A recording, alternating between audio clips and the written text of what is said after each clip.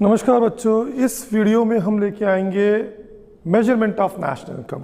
Measurement of national income by income method.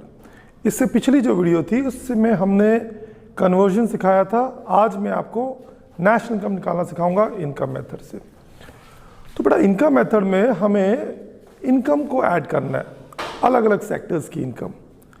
तो 3 तरह के सेक्टर्स होते हैं, प्राइमरी सेक्टर, सेकेंडरी सेक्टर और टर्शियरी सेक्टर। हमें इनकी फैक्टर इनकम को ऐड करना है। फैक्टर इनकम में क्या होता है बेटा? Factors of production, land, labour, capital और एंटरप्राइजेस, इन्हें फैक्टर्स ऑफ प्रोडक्शन कहते हैं।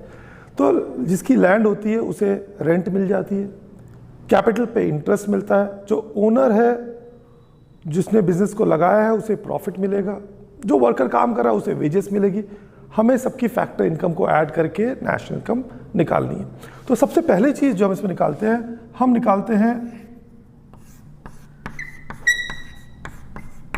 Operating surplus.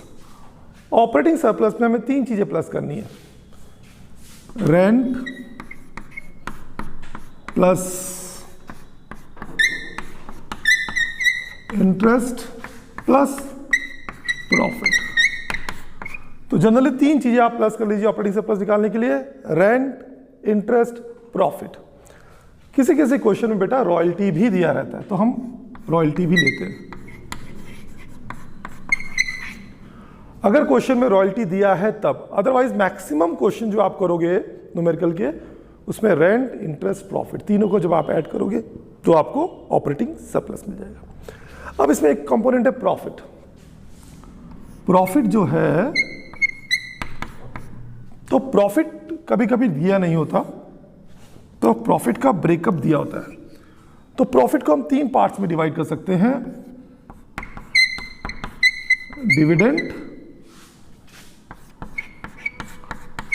Corporation tax, undistributed profit. इसको रिटेन्ड अर्निंग भी कहते हैं।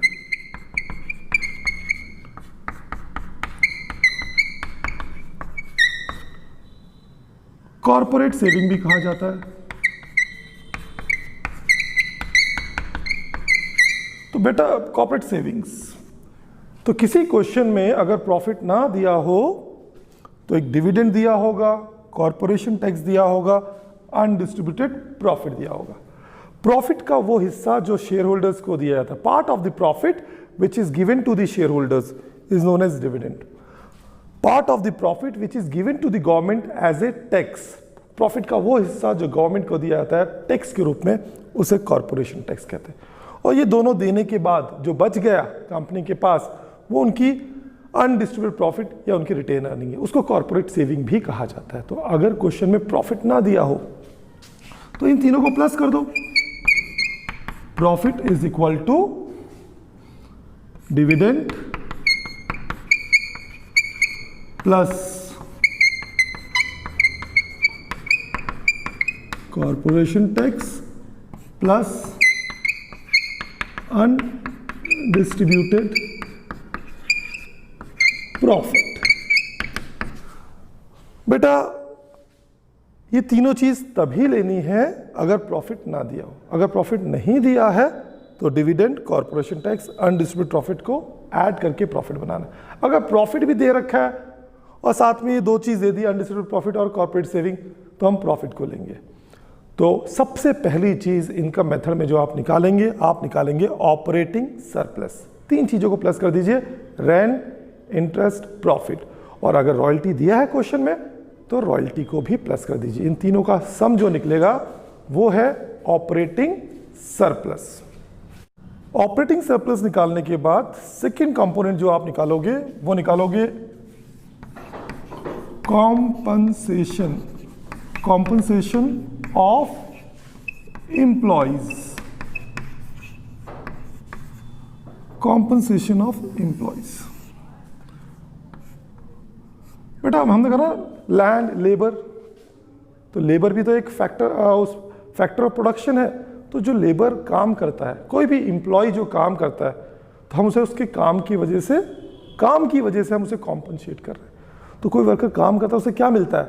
उसे जो भी चीज़ें मिलती है वो हम कॉम्पनसेशन ऑफ एम्प्लॉयज मिलते हैं। क्या मिलता है? वेजेस मिल जाती है,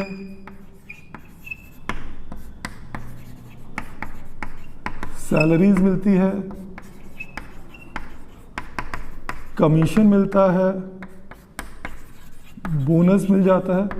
एक और चीज़, कुछ एम्प्लॉयर अपने एम्प्लॉय के खर्चे उठाते हैं, उनका इंश्योरेंस का प्रीमियम देते हैं, उनके बच्चों की पढ़ाई का पैसा देते हैं, कुछ खर्चे उनके बिहाफ पे उनका ट्रैवलिंग अलाउंस, मेडिकल अलाउंस, ये सब देते हैं।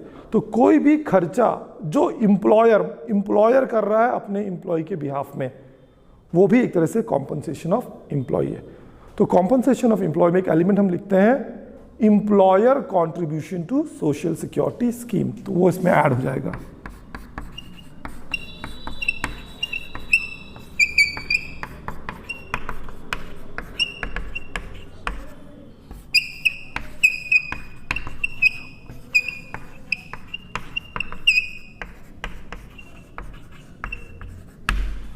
Employer contribution to social security scheme, तो ये चीज़ें आप प्लस करेंगे तो कॉम्पनसेशन ऑफ एम्प्लॉयज मिल जाएगा। लेकिन ध्यान रखना, क्वेश्चन में कभी कभी आपको कंफ्यूज करने के लिए एम्प्लॉयर के बदले एम्प्लॉय लिख जाएगा। Employee contribution to social security scheme सुनने में एक जैसा लग रहा है, एम्प्लॉय कॉन्ट्रीब्यूशन और एम्प्लॉयर कॉन्ट्रीब्यूशन। एम्प्लॉय ने अगर खुद दिया तो किस बात का कॉम्पनसेशन? वो कॉम्पनसेशन नहीं है, वो अपनी जेब से दिया। तो अगर एम्प्लॉय कॉन्ट्रीब्यूशन दिया है तो उसे कॉम्पनसेशन ऑफ एम्प्लॉय में नहीं लेना, एम्प्लॉयर कॉन्ट्रीब्यूशन दिया है तो ही लेना। तो सेकंड कंपोनेंट जो हम लेते हैं वो है कॉम्पनसेशन ऑफ एम्प्लॉयज। तो ये आपका इनकम मेथड का सेकंड कंपोनेंट है। और इनकम मेथड का जो थर्ड कंपोनेंट है वो है mixed income of self employed. कुछ लोग ऐसे होते हैं जो किसी के लिए नौकरी नहीं करते, उनका अपना काम होता है। बिजनेसमैन हो गए, अपनी दुकान चला रहे हैं, तो वो अपनी दुकान से ही पैसा कमा रहे हैं, साइड में उन्होंने अपना कमरा किराए पे दिया, वहाँ से ही पैसा कमा रहे हैं, ब्याज पे पैसा दिया, वहाँ से भी कमा रहे हैं। वो अलग अलग सोर्सेज से कमाते हैं। तो ऐसे लोग जो किसी के लिए काम नहीं करते हैं, वो अपने आप को उन्होंने खुद अपने किसी बिजनेस में इन्वॉल्व कर रखा है, उनकी जितनी भी इनकम होगी अलग हर सोर्सेज से, उसे हम ऐड कर देंगे, वो हो जाएगा हमारा mixed income of self employed. तो क्वेश्चन में mixed income of self employed given होगा, या तो गिवन होगा या नहीं गिवन होगा। तो इनकम मेथड में हमें तीन कंपोनेंट्स चाहिए बेटा, एक ऑपरेटिंग सरप्लस, एक मिक्स्ड इनकम और तीसरा कॉम्पनसेशन ऑफ एम्प्लॉयज।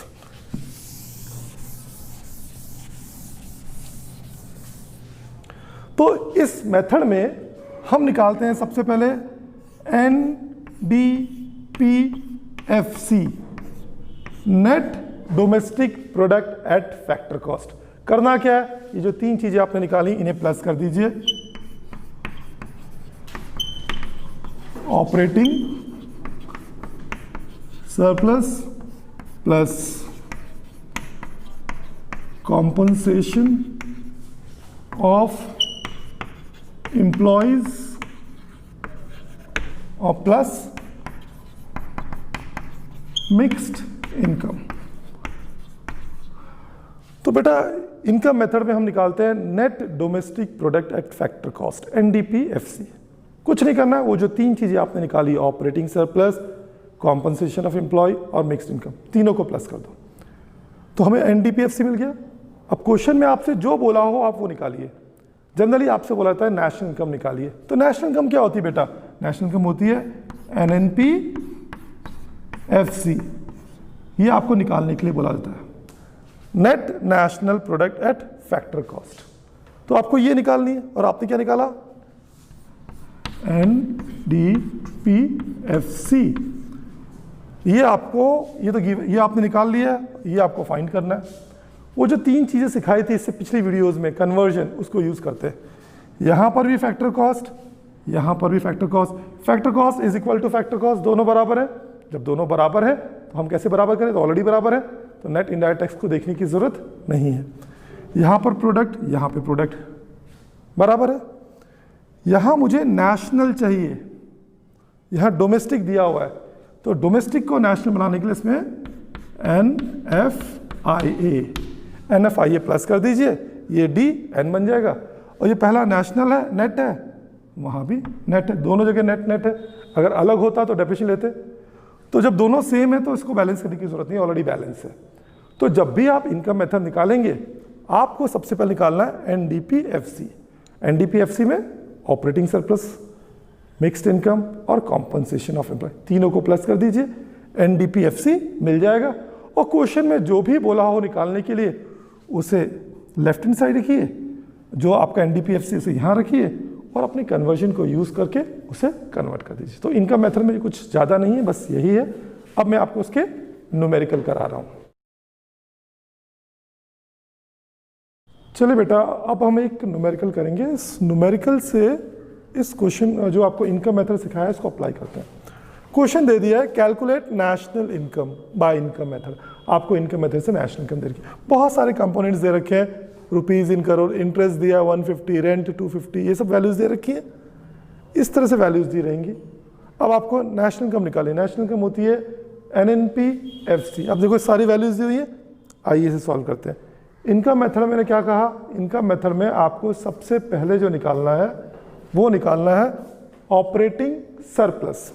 तो मैं यहाँ निकालता हूँ, सबसे पहले आप निकालिए ऑपरेटिंग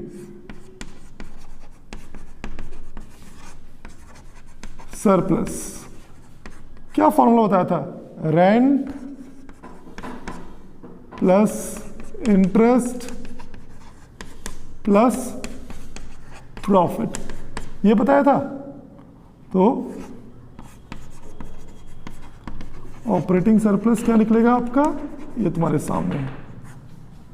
देखो रेंट कितना दिया है इस क्वेश्चन में, रेंट दिया है 250, तो 250 प्लस इंटरेस्ट कितना दिया है 150 और प्लस प्रॉफिट कितना दिया हुआ है, प्रॉफिट दिया हुआ है देखो 640, प्लस कर देते हैं 250 250 प्लस 50 300 400 400 प्लस 650 तो 1040, 600 और 400 1000 1040 आ गया आपका ऑपरेटिंग सरप्लस। दूसरी चीज आपको क्या चाहिए, कॉम्पनसेशन। ये पहला आपका एक पार्ट आ गया ऑपरेटिंग प्लस सरप्लस। फिर आपको चाहिए कॉम्पनसेशन, कॉम्पनसेशन ऑफ एम्प्लॉइज। ये तो क्वेश्चन में दे रखा है, शायद से ढूंढो। कॉम्पनसेशन ऑफ एम्प्लॉइज 1000 गिवन है, तो इस वैल्यू को यहां ले लिया 1000। तीसरी चीज हमें चाहिए mixed income.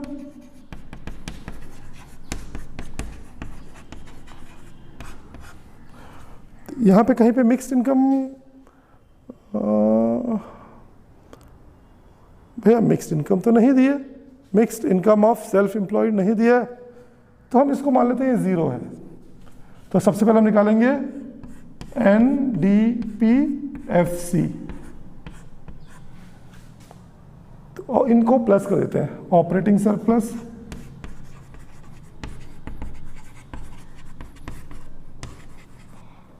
Plus compensation of employees plus mixed income.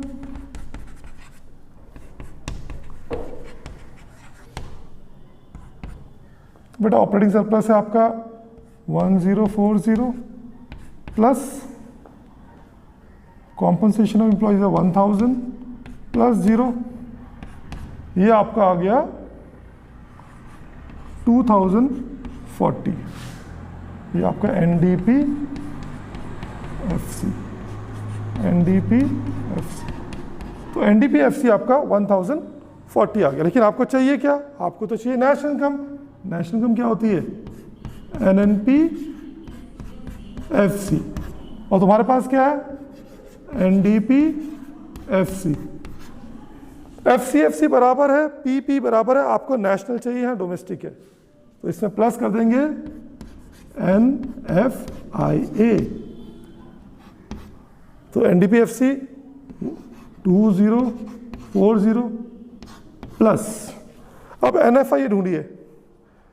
NFIA यहाँ दिया है net factor income to abroad, बेटा यहाँ 2 दिया है, 2 का मतलब होता है वो नेगेटिव है, माइनस की है। अगर यहाँ 2 दिया है और आगे साइन कुछ नहीं दिया है, net factor income to abroad, 2 means वो नेगेटिव है, तो यहाँ प्लस, लेकिन वो नेगेटिव है, साइन माइनस का 30, तो 2040 माइनस 30,